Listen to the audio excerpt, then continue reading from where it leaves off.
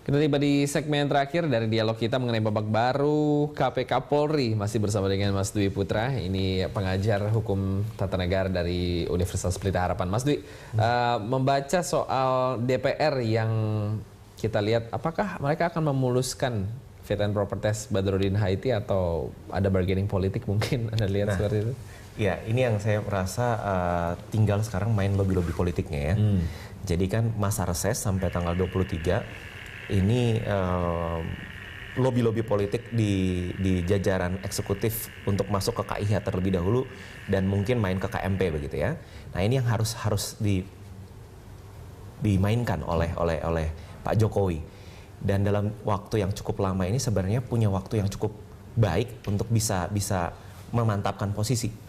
Dan saya rasa ketika kan berkembang begini, ada yang mengatakan dalam masa reses ini bisa dilakukan sidang juga, bisa dilakukan tes uji kelayakan. Tetapi jangan lupa sebenarnya dalam masa reses itu anggota DPR punya kewajiban untuk pulang ke dapil. Yeah. Nah, jadi harus menerima aspirasi gitu ya. Itu kewajiban yang tertulis dalam 17/2014 Undang-Undang MD3. Nah, kalau misalnya mereka harus akhirnya tanda kutip nih ya, membuat skenario harus akhirnya fit and proper test dalam masa reses, ini suatu blunder politik sebenarnya saya rasa. Nah, ketika sudah nanti fit and proper test, sudah ada waktu kan yang cukup panjang untuk akhirnya mengkonsolidasikan pemikiran dari Pak Jokowi dan akhirnya KIH ini gitu ya.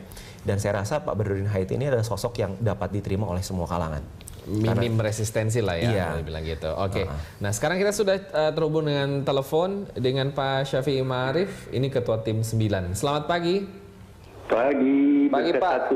Iya, dengan Christian di sini dan juga Mas Dwi Putra. Pak, bagaimana Anda melihat kemarin Presiden yang sudah mengeluarkan statement lah sikapnya atas kisruh KPK Polri? Anda lihatnya seperti apa, Pak? Saya pikir kita harus hargai ya, harus apresiasi. Karena bangsa ini sudah lelah sebenarnya. Dan kita menunggu sudah hampir lebih 1 bulan ya, kita suasana masyarakat tegang, baguslah kita apresiasi itu. Bisa jadi awal baru KPK Polri begitu Pak? Ini kan sudah ada perpu semacam, kemudian nanti mereka akan membenahi ya. Sebenarnya 2 lembaga itu harus berbenah diri ya, Polri terutama, pun KPK juga. Nah, mudah-mudahan angka di tangan, kalau Haiti diterima ya disetujui oleh DPR, dia akan benahi Polri dan kemudian juga di KPK dengan Ruki bersama timnya itu akan membenahi KPK. Yeah. Sungguhnya yang paling besar dosanya itu bukan KPK, juga ada kesalahan, ada kelemahannya, tapi Polri lebih besar dosanya. Baik. Nah, ini menarik sekali sebetulnya statementnya. Ini belak-belakan apa adanya. Pak, sebagai bagian dari... Kita warga negara harus begitu. Betul. Nah, sebagai bagian dari tim 9, Pak, apakah kemarin poin-poin yang disampaikan oleh Presiden Jokowi ini sudah memenuhi harapan tim 9? Harapan tim ya udahlah, itu yang maksimal. Itu dia cukup realistik lah. Udahlah ya, kita hargai begitu. Dan yang terulang lagi, masa energi bangsa habis begini aja. Semuanya kan tidak penting amat. Yang lebih penting itu bagaimana memberantas kemiskinan, melawan mafia, itu lebih penting. Tapi apa boleh buat lah, bangsa ini masih belum terlalu siuman ya secara moral. Iya, nah ada yang bilang begini Pak, Presiden ini terlalu lama nih menyelesaikan. Ya kita sudah lelah sebenarnya, tapi sudahlah saudara ya. Memang gayanya begitu kan, kita orang punya gaya sendiri ya. Ya perhitung sendiri, punya filosofi sendiri, punya subkultur sendiri, ya udahlah. Oke. Dan terima ini kan akhirnya kan agak kita sudah bisa bernapas agak lega ya. Yang penting bisa nafasnya itu ya, Pak. Nah, Pak, Anda melihat sendiri juga antara Pak Badrodin Haiti juga dengan 3 calon komisioner KPK, Anda lihat mereka bisa bersinergi seperti itu? Ya, kalau menurut pernyataannya sudah. Kan lah ya, sebut Ruki itu juga polisi ya. Ya. Yang mantan ketua KPK yang lama itu polisi juga, mungkin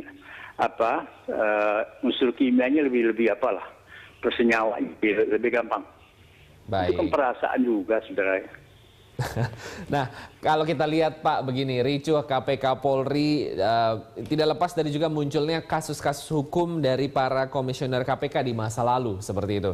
Nah, sebagai itu kecil-kecil semua itu apa itu kasus kacang goreng aja. Kita tahu lah itu ya, tapi sudahlah sebenarnya memang kita ini begini ya. Peradaban politik kita ini masih rendah itu. Baik. Nah, Anda melihat di masa depannya Pak, hubungan KPK Polri seperti apa yang diharapkan Pak? Saya rasa akan membaik, membaik. KPK juga jangan genit lah. Ya, orang-orang KPK ini juga harus lebih menunjukkan sosok yang lebih mengerti gitu ya. Kita ini kadang-kadang tidak mengerti subkultur masing-masing. Subkultur itu penting betul. Subkultur Jawa begini, Minang begini, Bugis begini. Itu kita harus paham tuh. Kita bisa menunjukkan sikap kita berdasarkan pemahaman itu. Ini kurang sekali pemahaman kita tentang kebinekaan bangsa ini.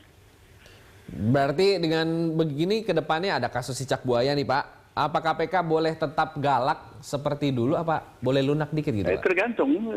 Galak dan tidak galak itu pandai-pandai aja lah sudah ya. Jadi kalau begini menurut saya seperti peribahasa Melayu kuno itu ya. Jadi ibarat menarik rambut dalam tepung gitu ya. Oke. Rambutnya tidak putus, tepungnya tidak tumpah gitu. Coba itulah ya. Ya, berarti ancaman pelemahan KPK sampai sini aja Pak ya? Iyalah, KPK juga harus banyak belajar ya. Siap. Jangan genit, itu yang jangan genit. Jangan genit, bahasanya banyak nih bersayap. Pak, begini Pak, banyak juga yang mengatakan konflik KPK Polri ini sebetulnya jadi ujian sesungguhnya loh untuk Presiden Jokowi. Anda sendiri punya pandangan lain? Apa bagaimana? Ada yang mengatakan konflik KPK Polri yang sekarang ini adalah ujian sesungguhnya untuk Presiden Jokowi. Anda boleh ujiannya akan datang mungkin lebih besar lagi, kita tidak tahu. Oh, gitu. Boleh, penafsiran itu kan banyak sekali. Ini orang bebas ya. Sesuatu sebuah sistem demokrasi, pers bebas. Tapi menafsirkan jangan liar. Bebas tapi jangan liar. Bebas tapi jangan liar. Anda melihat ini Pak, happy ending atau ada potensi konflik lebih besar Pak? Bagaimana? Melihat dari apa yang dihasilkan dari KPK Polri selama 1 bulan terakhir, apakah ini sebuah happy ending seperti itu atau bisa menyimpan konflik yang lebih besar? Enggak lah. Kalau kita mencintai bangsa dan negara ini, masa menghabiskan umur untuk konflik? Kemiskinan masih merajalela, cengkeram asing, pikirnya lebih besar lah. Jadilah berlatih menjadi negarawan ya, jangan hanya berhenti jadi pejabat, jadi politisi. Negarawan itu dinentukan bangsa 1000 tahun yang akan datang. Bukan hanya pemilu, bukan hanya bagi-bagi lahan, bagi-bagi apa di BUMN. Itu kualitas peradaban rendah semua itu. Baik, ini saya catat ya Pak ya. Berarti cintai bangsa, harus KPK jangan genit ya. Terus bina hubungan juga lebih baik. Siap, saya catat semua. Nah, sebentar Pak Marif, kita ke Mas Dwi terlebih dahulu. Hubungan seperti apa nih yang harusnya dijalin antar penegak hukum? Mungkin bisa juga sekaligus closing statement sekitar 30 detik. Iya, oke.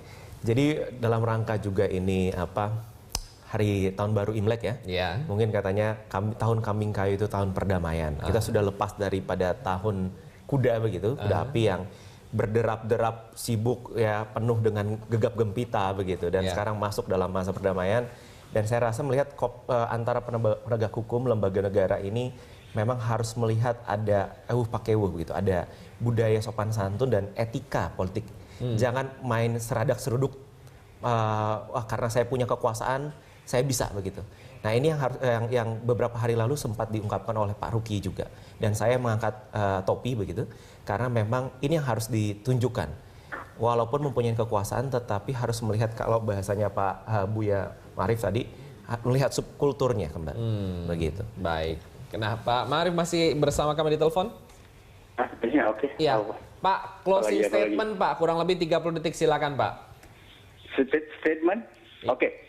Begini aja lah, semua lembaga penegak hukum itu harus menjadi nasionalis sejati, patriot sejati, utamakan bangsa dan negara. Kepentingan pribadi, golongan segala macam itu harus ditundukkan kepada kepentingan lebih besar. Itu aja menurut saya. Sederhana kok mengurus bangsa ini, asal kita punya niat baik, ya.